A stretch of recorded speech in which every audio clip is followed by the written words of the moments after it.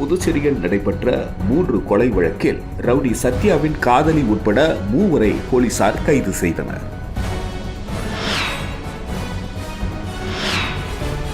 புதுச்சேரியில் பொதுமக்களை அச்சுறுத்தும் வகையில் கத்தியை காட்டி மிரட்டிய ரவுடியை போலீசார் கைது செய்தனர்.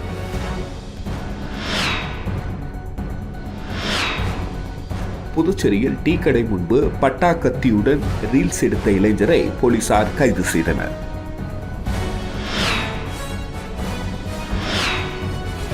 திண்டுக்கல் வெங்காய மண்டியில் சின்ன வெங்காய வரத்து அதிகமாக இருந்தது. அதிகமான வரத்தால் 50 டன் தேக்கமடைந்தது. பெண்களுக்கான புற்றுநோய் தடுப்பூசி 6 மாதங்களில் பயன்பாட்டுக்கு வரும் என அறிவிக்கப்பட்டுள்ளது. பெண்களுக்கான புற்றுநோய் தடுப்பூசி 5 முதல் 6 மாதங்களில் பயன்பாட்டுக்கு வரும் என மத்திய சுகாதாரம் மற்றும் குடும்ப நலன் சார்ந்த அமைச்சர் பிரதாப் ஜாதவ் தெரிவித்தார். இதுகுறித்து பிரதாப் ஜாதவ் கூறியதாவது: பெண்களை பாதிக்கும் புற்றுநோய்களை எதிர்த்து போராடுவதற்கான தடுப்பூசி 5 முதல் 6 மாதங்களில் பயன்பாட்டுக்கு வரும் எனவும் 9 வயது முதல் 16 வயதுக்குட்பட்டவர்கள் தடுப்பூசி போட தகுதி உடையவர்கள் என்று ஆராய்ச்சிகள் அனைத்தும் கிட்டத்தட்ட முடிந்துவிட்டது எனவும், நாட்டில் புற்றுநோய் நோயாளிகள் எண்ணிக்கை அதிகரித்துள்ளது. இந்த பிரச்சினைக்கு தீர்வு காண மத்திய அரசு நடவடிக்கை எடுத்துள்ளது. 30 வயதுக்கு மேற்பட்ட பெண்கள் மருத்துவமனையில் பரிசோதனைக்கு உட்படுத்தப்படுவார்கள். நோயை முன்கூட்டியே கண்டறிவதற்காக புற்றுநோய் கண்டறியும் ஆய்வகங்கள் நிறுவப்படும். புற்றுநோய் சிகிச்சைக்காக பயன்படுத்தப்படும் மருந்துகளுக்கு சுங்கவரி தள்ளுபடி செய்யப்பட்டு உள்ளது. இவ்வாறு அவர் கூறினார். எந்தெந்த புற்றுநோய்களை எதிராக தடுப்பூசி போடப்படுகிறது என நிருபர்கள் எழுப்பிய கேள்விக்கு, மார்பக, வாய், கர்ப்பப்பை, வாய் புற்றுநோய்களை கட்டுப்படுத்த போடப்படுகிறது என பிரதாப் ஜாதவ் தெரிவித்தார். புதுச்சேரியில் நடைபெற்ற 3 நபர் கொலை வழக்கில் ரவுடி சத்யாவின் காதலி உட்பட 3 போலீசார் கைது செய்தனர். புதுச்சேரி ரெயின்போ நகரில் கடந்த 14ஆம் தேதி பிரபல ரவுடி மகன் ரிஷி, திடீர் நகரை சேர்ந்த தேவா, ஜே நகரை சேர்ந்த ஆதி ஆகிய 3 இளைஞர்கள் வெட்டி படுகொலை செய்யப்பட்டனர். இந்த வழக்கில் முக்கிய குற்றவாளியான பிரபல ரவுடி சத்யா உட்பட 10 நபரை போலீசார் கைது செய்து சிறையில் அடைத்தனர். இந்த நிலையில் கொலைக்கு உடந்தையாக இருந்த ரவுடி சத்யாவின் காதலி வம்பாக்கீரப்பாளையத்தை சேர்ந்த சுமித்ரா, பெரியார் நகரை சேர்ந்த ஆபிரகாம், டிவி நகரை சேர்ந்த ஹரிஷ் பல்லாஸ் ஆகிய 3 பெரியகடை போலீசார் கைது செய்தனர். பின்னர் நீதிமன்றத்தில் ஆஜர்படுத்தி காலாப்பட்டு மத்திய சிறையில் அடைத்தனர். கைது செய்யப்பட்டுள்ள சுமித்ரா 2 மாத கர்ப்பிணி என்பது குறிப்பிடத்தக்கது. 18 படிகளில் ஏறியதும் நேரடி ஐயப்ப தரிசனம் மார்ச் 14 முதல் 6 நாட்கள் சோதனை முறையில் அமல்படுத்தப்பட்டுள்ளது. சபரிமலை சன்னிதானத்தில் 18 படிகளில் ஏறியதும் கொடிமரத்தின் 2 பக்கங்கள் வழியாக சென்று ஐயப்ப சுவாமியை அதிக நேரம் தரிசிக்கும் புதிய திட்டம் மார்ச் 14 முதல் 6 நாட்களுக்கு சோதனை அடிப்படையில் செயல்படுத்தப்பட உள்ளது. 18 படிகளில் ஏறிய பின் பக்தர்கள் சபரிமலை சன்னிதானத்தில் சுற்றியுள்ள மேம்பாலத்தில் ஏற்றப்பட்ட ஸ்ரீ கோயில் இடது பக்கம் கீழே இறங்கி 3 வரிசைகளில் நின்று தரிசனம் செய்கின்றனர். நீண்ட நேரம் காத்திருந்து வரும் பக்தர்களுக்கு சில வினாடிகள் மட்டுமே ஐயப்ப சுவாமியை தரிசிக்கும் வாய்ப்பு கிடைக்கிறது. இதை தவிர்க்க மாற்று வழியை திருவிதாங்கூர் தேவசம் போர்டு யோசனை செய்தது. அதன்படி 18 படிகளில் ஏறியதும் கொடிமரம் மற்றும் பலிபீடத்தின் 2 பக்கங்கள் வழியாக பக்தர்களை பிரித்து வரிசையில் அனுப்பப்படுவர். அவர்கள் ஸ்ரீ கோயில் முன் செல்லும் வரை ஐயப்பன் விக்கிரகத்தை தரிசித்தபடியே செல்ல முடியும். வரிசை ஒழுங்காக செல்வதற்காக நடுவில் நீளவாக்கில் உண்டியல் அமைக்கப்படுகிறது.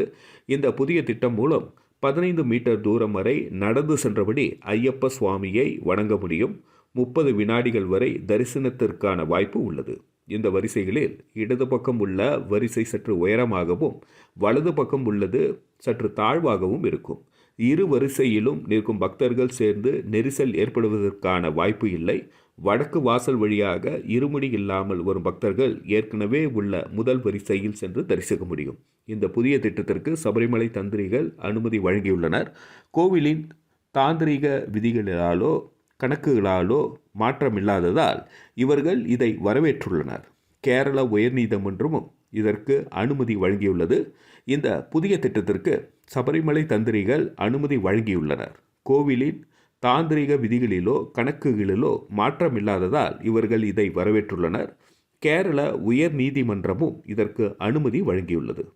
பங்குனி மாத பூஜைகளுக்காக சபரிமலை நடை மார்ச் 14 திறக்கப்படும் அன்று முதல் 6 நாட்கள் இந்த திட்டம் சோதனை அடிப்படையில் செயல்படுத்தப்படும். இருப்பினும் சபரிமலையில் தற்பொழுது உள்ள மேம்பாலம் அப்படியே இருக்கும். சீசன் காலத்தில் பக்தர்களின் நீண்ட கியூ மர கூட்டத்தை கடக்கும் பொழுது ஏதாவது அவசர காலகட்டங்களில் போதும் பக்தர்கள் இந்த மேம்பாலத்தில் ஏறி நிறுத்தப்படுவர். இந்த மேம்பாலம் 1989 கட்டப்பட்டது. புதுச்சேரியில் பொதுமக்களை அச்சுறுத்தும் வகையில் கத்தியை காட்டு மிரட்டிய முன்னாள் ரவுடியை போலீசார் கைது செய்தனர். உதயஞ்சாலை தாவிதுபேட் ரயில் பாதை அருகே கத்தியுடன் மர்ம நபர் ஒருவர் பொதுமக்களை மிரட்டுவதாக கிடைத்த தகவலின் பேரில் சப் இன்ஸ்பெக்டர் பிரபு தலைமையிலான போலீசார் கத்தியுடன் திரிந்த வானரப்பேட்டை ராசு உடையார் தோட்டம் சூர்யா என்கிற ஐயப்பன் என்பவரை கைது செய்தனர். சூர்யா மீது 2 கொலை வழக்கு, 1 வெடிகுண்டு வீசிய வழக்கு உள்ளது. சூர்யாவை கைது செய்த போலீசார் வீச்சறிவாளை பறிமுதல் செய்தனர். நீதிமன்றத்தில் ஆஜர்படுத்தி காலாப்பட்டு மத்திய சிறையில் அடைத்தனர். திண்டுக்கல் வெங்காய மண்டியில் இன்று சின்ன வெங்காயம் வரத்து அதிகமாக இருந்தது. அதிகமான வரத்து இருந்ததால் 50 டன் தேக்கமடைந்துள்ளது. திண்டுக்கல் வெங்காய மண்டிக்கு இன்று பல்வேறு மாவட்டங்களில் இருந்து சின்ன வெங்காயம் வரத்து அதிகமாக இருந்தது. கடந்த வாரத்தில் ரூபாய் 70க்கு விற்றது. இன்று கிலோ ரூபாய் 45க்கு வீழ்ச்சியடைந்தது. அதிகமான வரத்து இருந்ததால் 50 டன் தேக்கமடைந்துள்ளது.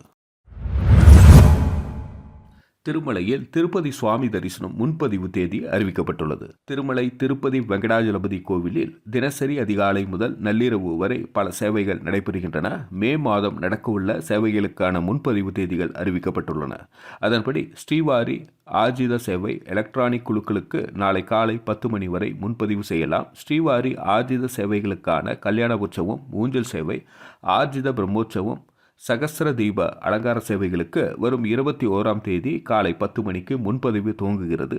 ஆன்லைன் வாயிலாக தரிசிக்கும் கல்யாண உற்சவம், ஆர்ஜித பிரம்மோற்சவம், சகஸ்ர தீப அலங்கார சேவைகளுக்கு முன்பதிவு 21ஆம் தேதி மாலை 3 மணிக்கு துவங்கும். அங்க பிரதட்சணம் முன்பதிவுக்கு வரும் 22ஆம் தேதி காலை 10 மணிக்கும், மூத்த குடிமக்கள் மாற்றுத்திறனாளிகள் தரிசனத்திற்கான முன்பதிவு மாலை 3 மணிக்கும் துவங்குகிறது. மே மாத சிறப்பு தரிசனம் 300 ரூபாய்க்கான முன்பதிவு வரும் 24ஆம் தேதி காலை 10 மணிக்கு துவங்குகிறது. அன்று மாலை தங்கும் விடுதிகளுக்கான முன்பதிவு துவங்குகிறது. புதுச்சேரியில் டீ கடை முன்பு பட்டா கத்தியுடன் ரீல்ஸ் எடுத்த இளைஞரை போலீசார் கைது செய்தனர். புதுச்சேரியில் தொழிலதிபர்களை மிரட்டி ரவுடிகள் சிலர் மாமூல் வசூலிக்கின்றனர். யார் பெரிய ரவுடி என்பதை நிரூபிக்க ரவுடி கும்பலுக்குள் அடிக்கடி மோதல் ஏற்பட்டு ஒருவரை ஒருவர் வெட்டி கொலை செய்வது நடக்கிறது. ரவுடிகளின் கூட்டாளிகள் வாட்ஸ்அப், இன்ஸ்டாகிராம், ஃபேஸ்புக்குகளில் கத்தி உள்ளிட்ட ஆயுதங்களுடன் போஸ்ட் கொடுப்பதும் ரீல்ஸ் வெளியிடும் வருகின்றனர்.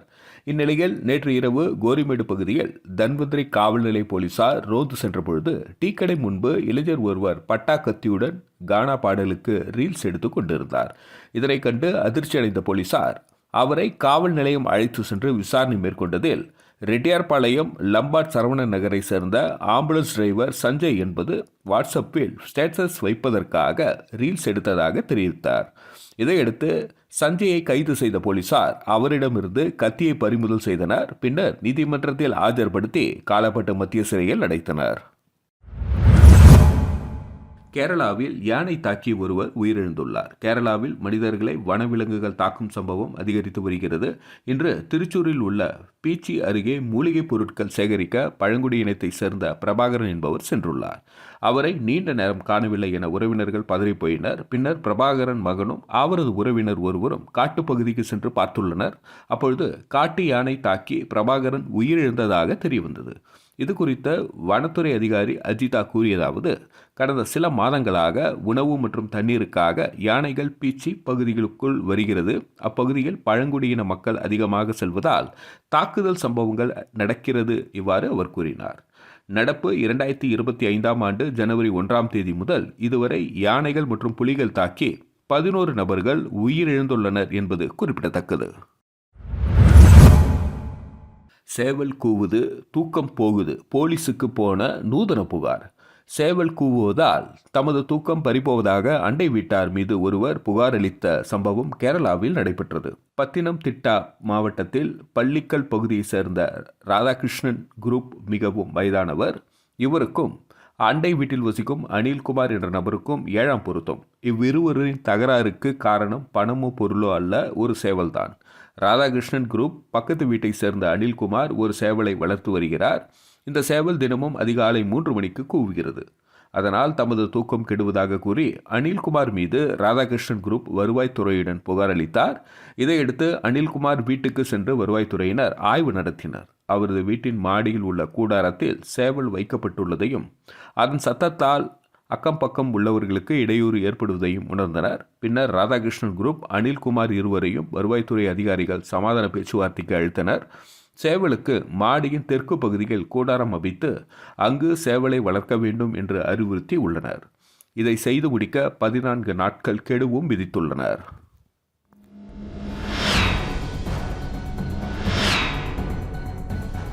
புதுச்சேரியில் நடைபெற்ற 3 கொலை வழக்கில் ரவுடி சத்யாவின் காதலி உட்பட 3 போலீசார் கைது செய்தனர்.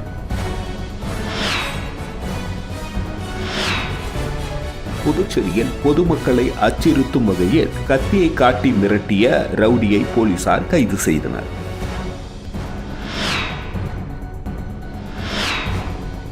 புதுச்சேரியில் டீ கடை முன்பு பட்டா கத்தியுடன் ரீல்ஸ் எடுத்த இளைஞரை போலீசார் கைது செய்தனர்.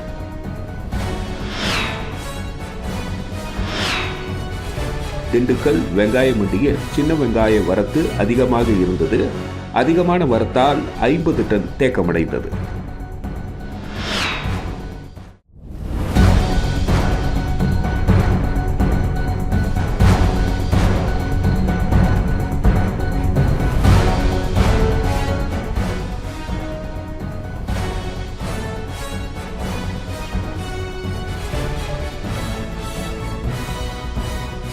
நம்ம சேனலை சப்ஸ்கிரைப் பண்ணுங்க, லைக் பண்ணுங்க, ஃப்ரெண்ட்ஸ்க்கும் ஷேர் பண்ணுங்க. தேங்க்யூ.